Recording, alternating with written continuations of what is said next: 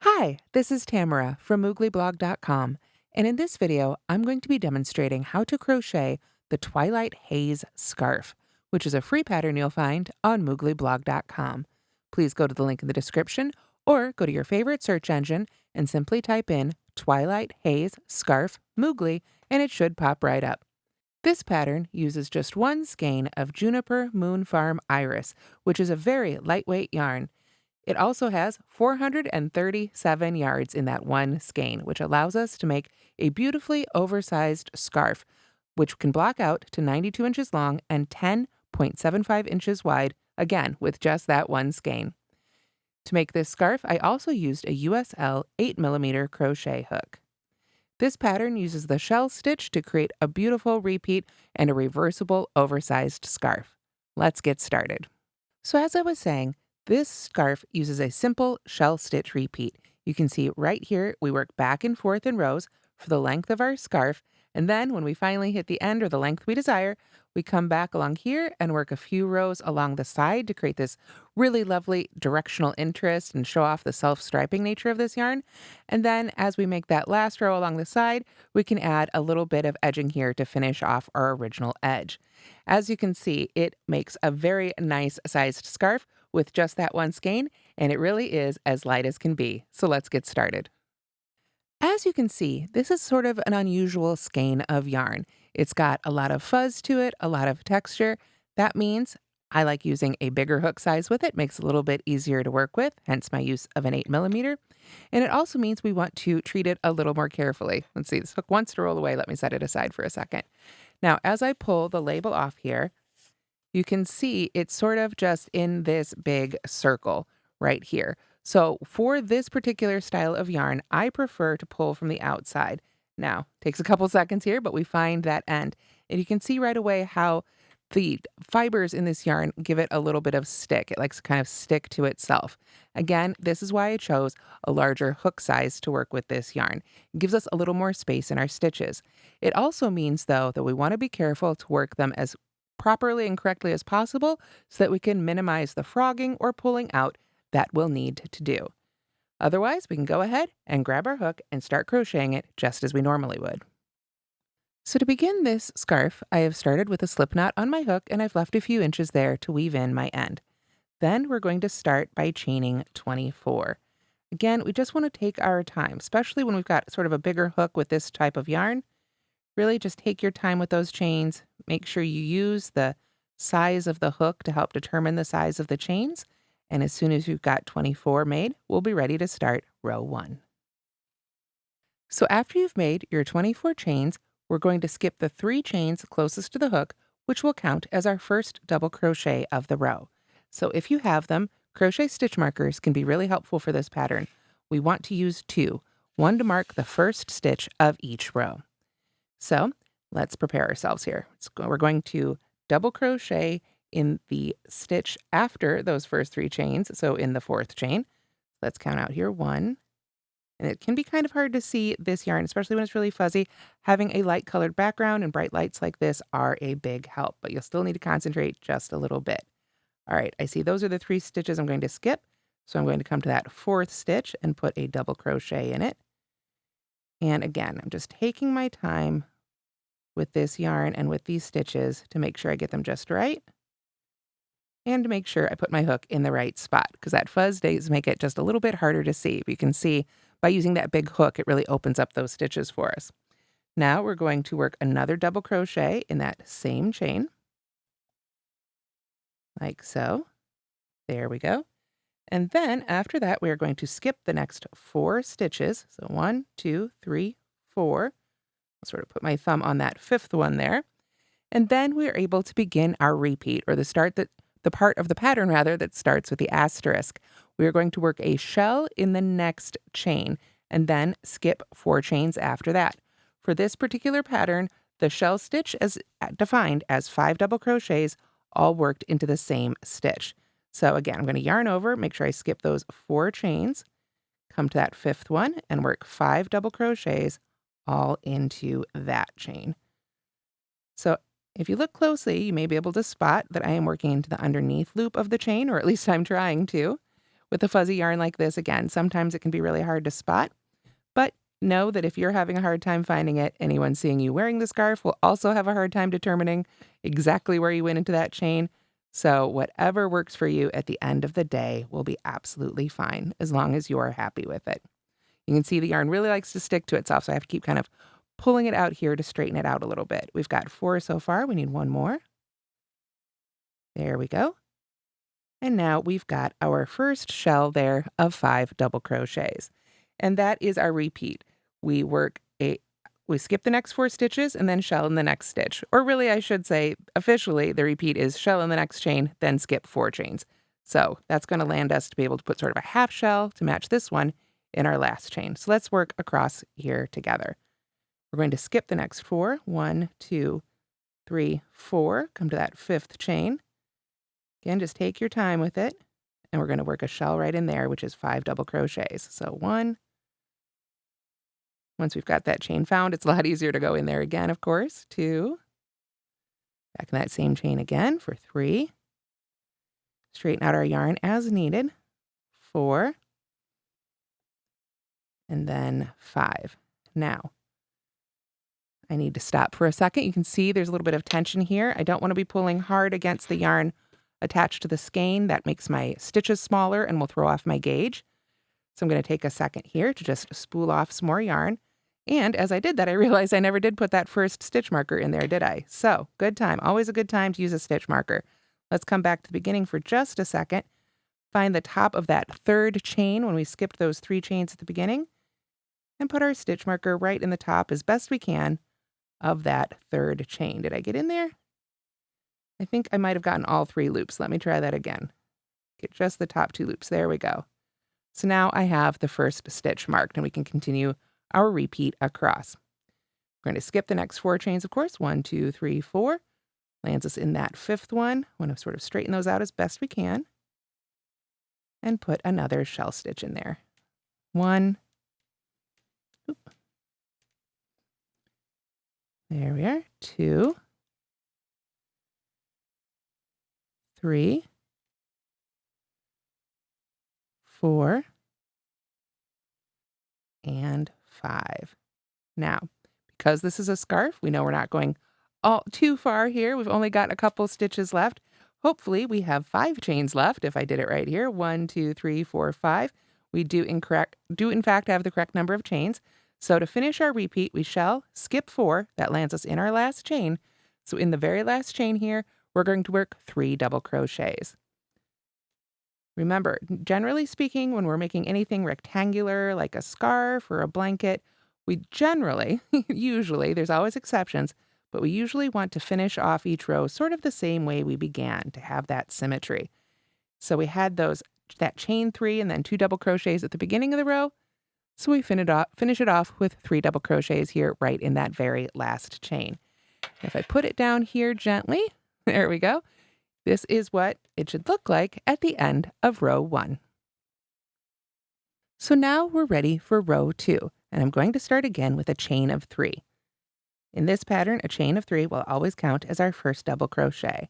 If you would prefer to use a double crochet substitute like the chainless starting double crochet or the stacked single crochet, that's up to you. With this yarn being as fuzzy and sort of sticky as it is, not, actually sticky, but sticky to itself, I decided that the chain 3 would keep things just a little bit simpler. But of course, it's your project and you can do it however you like. So after we've got those chain 3s made, we want to go ahead and come right back down into that first stitch and put 2 double crochets in there. This pattern, until we get to the side, in a little more directional action, is essentially a 1-row repeat. And this is the row we're making right now, where we chain 3, 2 double crochets in the first stitch, and then we work a shell in the 3rd or center stitch of each next shell across until we get to that last one. And then, of course, we would finish it off the same way we began. So let's do that together. We come over here to the next shell. We jump all the way over here, find that center double crochet, the one right in the middle, and that's where we work our next shell. There's 1, 2, 3, 4, and 5. Whole lot easier than working into the chain. Gets so much easier here as we go. Jump to the next shell. Find that center double crochet and put another shell in there. 1, 2. Straighten out my yarn a little bit here so it doesn't get tangled. 3. Oop. Pull that through properly. There we go. 4 and 5. And we've got one more full shell left right here. So we want to put our double crochet in the middle of that one. There's 1, 2. Oh, straighten out our yarn. 3, 4, and 5. And I need to pull up just a little bit more yarn here. For all that it's a worsted weight yarn, it does run pretty quickly off the hook here. There we go. So that brings us to our last little half shell here, or end shell, if you will. So we want to put 3 double crochets right in that last stitch. It mimics, again, what we did to finish the last row. And having that stitch marker in there can help guide you to get your hook in there, but sometimes they want to be in the way, and it's easier to take them out first. That one wants to be in the way, so let me try that again. Get myself lined up here. There we are. Find the top of that 3rd chain. And we can work our 3 double crochets right in there. 1, get that pulled through there. There we go. And 2. And 3. There we go. And this is what it should look like at the end of row 2. And we're just going to repeat exactly what we did for row 2 to create the entire length of our scarf. For me, that was 84 rows. That gave me a great length and left us enough for our side rows that we're going to add on. And it left a little bit extra on the skein to make sure everybody's able to make the full scarf. If you want to make it a little bit longer, you might be able to add a couple of rows, or if you'd like to make it shorter, it's very easy to reduce the number of rows as desired. So go ahead and work the number of rows up through 84, or your desired length, and then we'll be ready to turn and work those rows right along the side.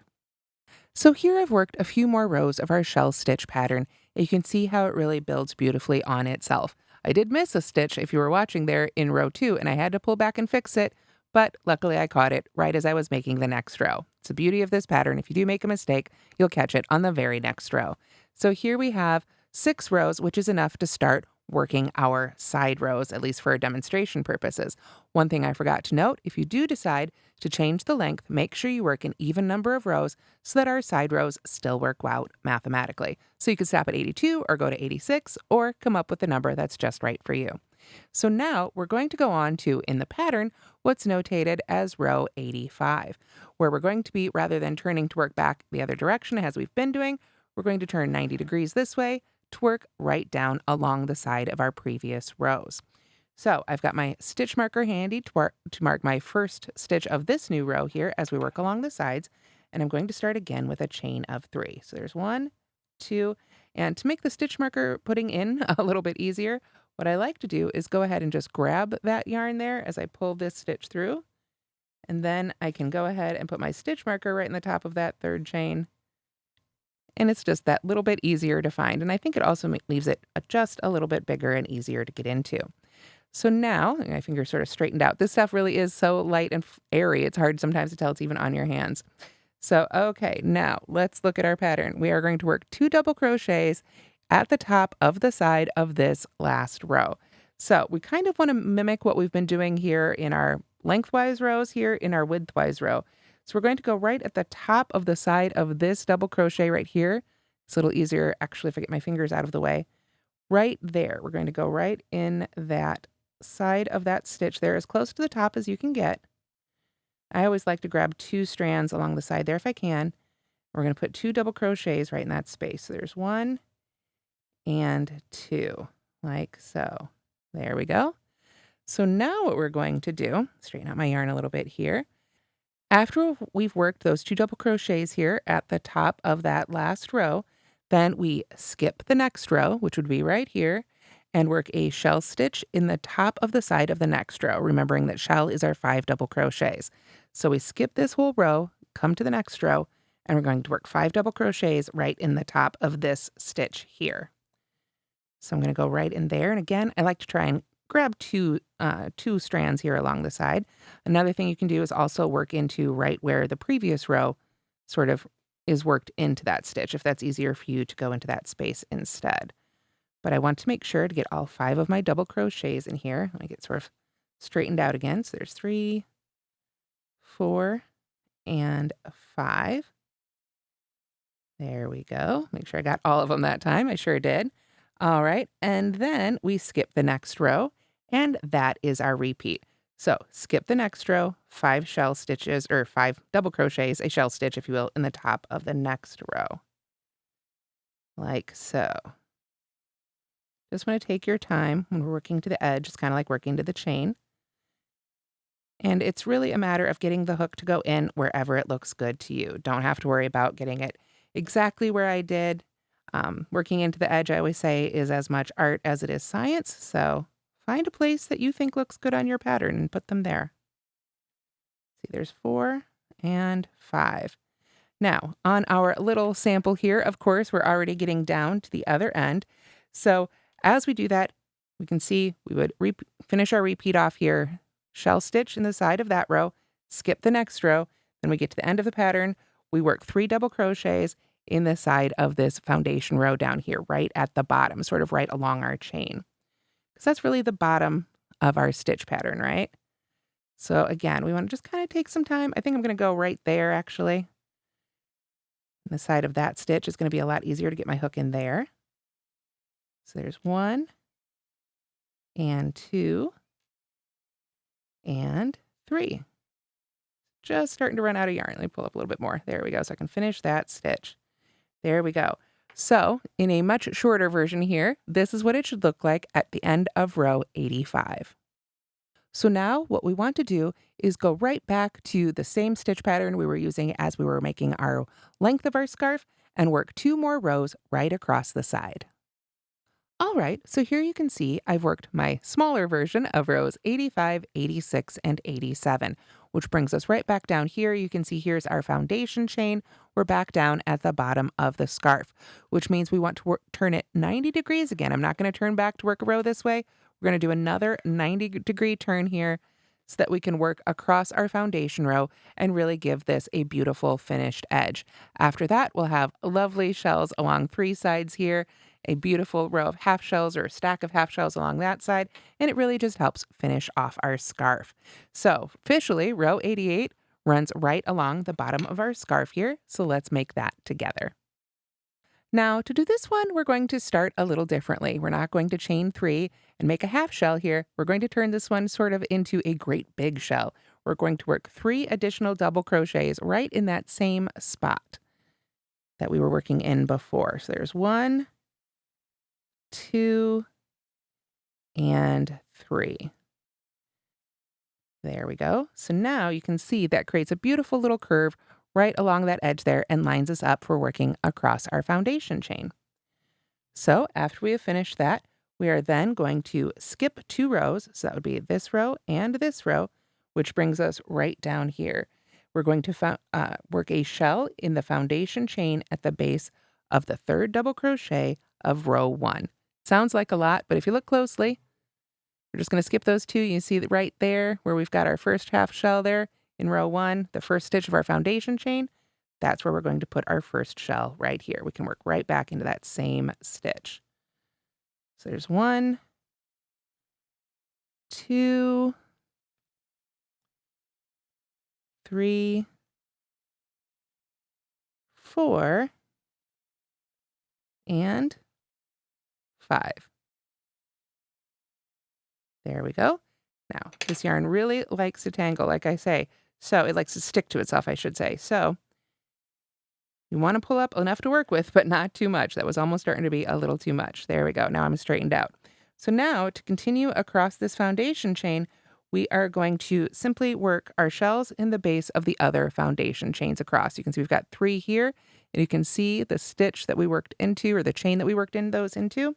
we're going to put our shells right opposite that. So we can go right into those exact same chains. Whole lot easier than trying to count those out again. Luckily, they're a lot easier to spot now.